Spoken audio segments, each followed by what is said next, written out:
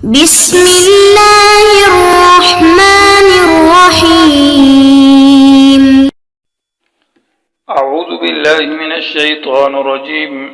ولتجدنهم أحرص الناس على حياة ومن الذين أشركوا يود أحدهم لو يعمر 1000 سنة وما هو بمزحزحه من العذاب أن يعمر والله بصير بما يعملون.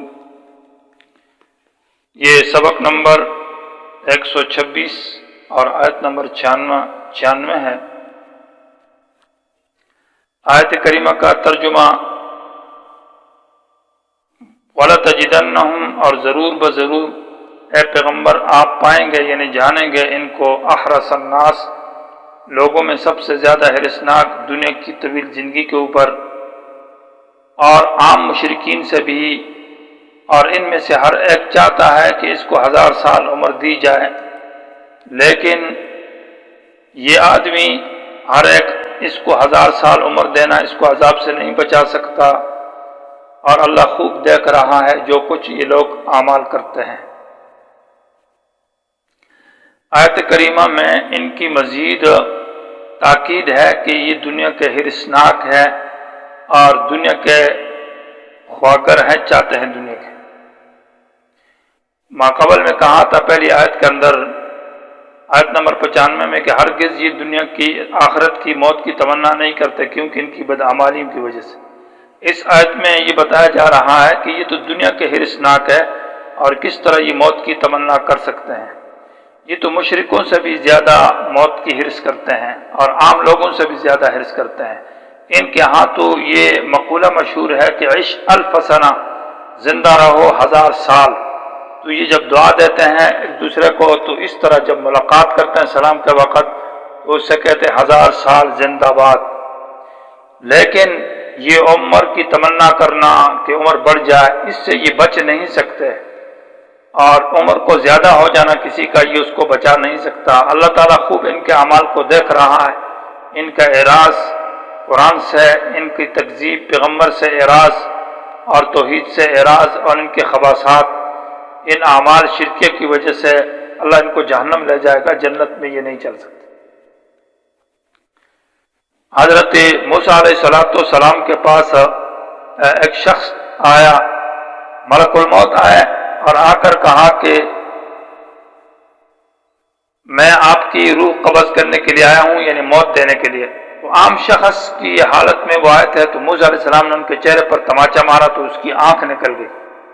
واپس اللہ کے پاس چلے گئے اور جا کر شکایت کی تو اللہ آنکھ تو دوبارہ ٹھیک ہوگی. اللہ نے کہا جاؤ. پھر آ گئے اور آ کر کہا کہ اے موسیٰ، آپ اپنی مرضی سے خواہش سے عمر مانگیں، کسی بیل کے کمر پر ہاتھ رکھیں اور اس کے نیچے جتنے بال آتے ہیں تو اتنی عمر آپ کو دے دی جائے، اور میں ملک الموت ہوں. کچھ علامات سے ظاہر کر دیا کہ میں روح کے قبض کرنے والا فرشتہ ہوں. تو موسیٰ علیہ السلام نے کہا پھر کیا ہوگا؟ تو اس نے کہا پھر آخر میں موت ہے. تو موسیٰ علیہ السلام نے کہا کہ جب آخر میں موت ہی ہے تو پھر ابھی موت آ جانی چاہیے، یعنی عمر زیادہ ہو جانے سے موت بڑھتی نہیں ہے. پہلی مرتبہ حضرت موسیٰ علیہ السلام اس کو پہچانے نہیں تھے، دوسری مرتبہ پہچان لیا تھا کہ یہ ملک الموت ہے.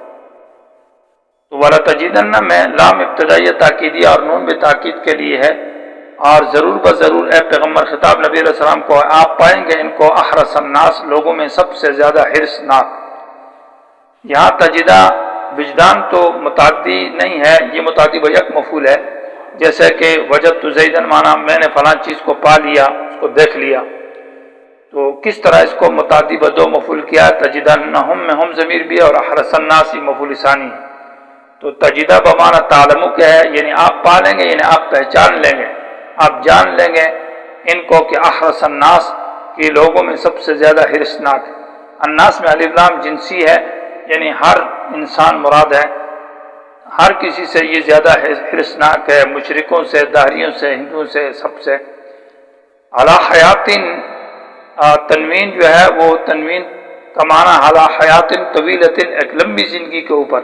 یہ تو کہتے ہیں کہ دنیا میں ہمیں طویل زندگی ملے، صدیوں تک ہم زندہ رہے اور دنیا کے اندر گھومتے اور کھاتے پیتے رہے. وَمِنَ الَّذِينَ أَشْرَكُوا، اس کا عطف ہے الناس پر، یعنی لوگوں سے بھی زیادہ حرصناک ہے اور من الذین ان لوگوں سے اشرکو جو شرک کرتے ہیں، مکہ کے مشرک ہے، عام مشرکین ہے، بت پرست ہے اور قبر پرست ہے، گائے پرست ہے، جو بھی ہے ان سب سے، کیونکہ یہ مشرک جو ہے وہ تو آخرت کا انکار کرتے ہیں، وہ ان کا تو عقیدہ نہیں ہے کہ بعد الموت ہوگا، تو ان کو اتنا ڈر نہیں ہے کیونکہ ان کا عقیدہ نہیں ہے کہ دوبارہ حیات ہوگی اور دوبارہ عذاب سزا ہوگی، اور ان کا تو ہے کہ قیامت میں سزا ملے گی، تو اس لیے یہ دنیا کو زیادہ چاہتے ہیں۔ یودو تمنا کا معنی ہے، دلی تمنا کو کہتے ہیں، یہ تمنا کرتا ہے احدہم ان میں سے ہر ایک، یہ احدہم بمعنی کل احد کا ہے، یعنی ہر ایک یہودی یہ تمنا کرتا ہے اور دلی خواہش رکھتا ہے، لو یعمر الف سنۃ، کہ کاش اس کو 1000 سال عمر دی جائے، تو لو تمنیہ ہے، تمنایا، تو تمنی کا معنی ہے کہ کاش اس کو 1000 سال عمر دی جائے، اور یا یہ کہ لو مصدریہ ہے، تو معنی یہ ہے کہ ان میں سے ہر ایک تمنا کرتا ہے تعمیر الف سنۃ، 1000 سال عمر دی جانا، یعنی اس کو 1000 سال عمر دی جائے، اس بات کی تمنا کرتا ہے۔ لیکن یہ تمنا محض تمنا ہے، ایک آرزو ہے، خواہش ہے، یہ اس کو عذاب سے نہیں بچا سکتی۔ وما ہوا، یہ وہ ضمیر احد کی طرف لوٹ رہی ہے، بمعنی کل احد کا ہے، اور بمزحزحہ کے اندر بھی ضمیر اس کی طرف لوٹتی ہے، اور ہی ضمیر مفعول بھی ہے، تو معنی یہ ہے کہ نہیں بچا سکتا اس آدمی کو عذاب سے، یعنی ہر ایک کی یہ جو تمنا ہے یہ اس کو عذاب سے بچا نہیں سکتی۔ این وعمرہ یہ بدل ہے وہ ضمیر سے، یا بمزحزحہ کے اندر جو ہی ضمیر ہے، کہ یہ اس کی عمر کی جو تمنا ہے کہ عمر اس کو 1000 سال دی جائے، یہ بات اس کو عذاب سے نہیں بچا سکتی، عمر دے دینا اس کو 1000 سال۔ تو وہ ضمیر کی تفصیل جو ہے یہ این وعمرہ ہے، معنی نہیں ہے یہ چیز کہ بچائے اس کو عذاب سے، یعنی کون سی چیز؟ این وعمرہ کی عمر دینا۔ واللہ بصیر بما یعملون، اللہ خوب دیکھ رہا ہے بما ان اعمال کو یعملون جو یہ کرتے ہیں۔ بصیر کا معنی ہے دیکھنا، یہ اللہ تعالیٰ کی صفت ہے، اور یہ معنی نہیں ہے کہ بصیر بمعنی علیم کے ہے کہ اللہ جانتا ہے، تعویل نہیں کی جائے گی، کیونکہ علیم اللہ کی الگ صفت ہے اور بصیر الگ صفت ہے، اور بصیر کا معنی اللہ کے لیے عین بھی ہے، اعین بھی ہے، آنکھیں اللہ تعالیٰ کی، اور اللہ تعالیٰ دیکھتا ہے، اور کما یلیق بشان ہی، جیسے اللہ کی شان مناسب ہے کہ اللہ کی آنکھیں اللہ کے مناسب ہے اور اللہ کا دیکھنا اللہ کے ساتھ مناسب ہے، ہم اس کی تعویل نہیں کریں گے، معنی ظاہری کیا جائے گا لیکن تشبیہ بھی نہیں ہوگی اور تعویل بھی، اور اس میں تمثیل کسی کے ساتھ مشابہت بھی نہیں دی جائے گی۔ تو واللہ بصیر، اللہ خوب دیکھتا ہے بما یعملون، جو کچھ بھی یہ اعمال کرتے ہیں۔ تو یہ بیان مبالغہ تھا آیات کے اندر، کہ جب قرآن کا بیان ہوا اور جب دلائل کے ساتھ ثابت کیا گیا کہ قرآن اللہ کی سچی کتاب ہے، توحید سچا مسئلہ ہے، اور خطابات دلائل عقلیہ نقلیہ سے ثابت کیے، اور آخر میں مبالغہ کا بیان ہوا کہ جب نہیں مانتے تو آؤ مبالغہ کرتے ہیں، اور اس سے یہودی بھاگ گئے۔ یہ باب التوحید یہاں پر ختم ہو جاتا ہے آیت نمبر 196 کے اوپر۔ اب یہاں سے سورت کا دوسرا حصہ شروع ہے جس کو باب الرسالت کہا جاتا ہے۔ قل من کان عدوا لجبریل سے یہاں سے رسالت کا بیان ہے۔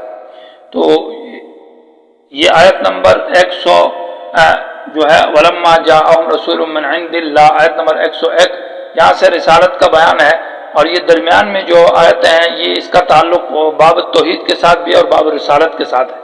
گویا کہ قرآن جب ایک مضمون کو ختم کر کے دوسرے مضمون کو شروع فرماتے ہیں تو فصل نہیں ہے، وصل کرتے ہیں، یعنی ایسا مضمون درمیان میں لایا جاتا ہے جس کا ربط پیچھے والے مضمون سے بھی ہو اور اگلے مضمون سے بھی ربط ہو۔ تو اعتراض ہی پیدا ہوتا ہے کہ یہ مسئلہ توحید ہم اس لیے نہیں مانتے، کہ اس قرآن کو بھی ہم اس لیے نہیں مانتے کہ اس قرآن کو اور اس مسئلہ توحید کو لانے والا وہ جبریل ہے، اور جبریل ہمارا دشمن ہے، اس وجہ سے ہم نے اس کا انکار کیا ہے۔ تو قل من کان عدوا لجبریل سے یہاں جبریل کی صداقت اور اس کی سچائی کا بیان ہے۔